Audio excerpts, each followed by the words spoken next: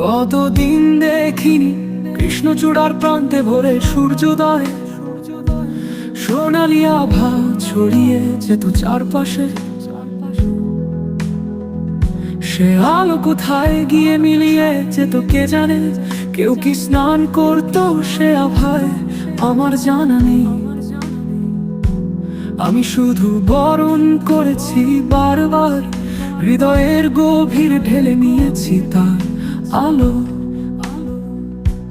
চলে গেছে কতদিন, হাঁটি নামে পথে, যেখানে পেছনে তাকানোর কোনো কারণ ছিল না।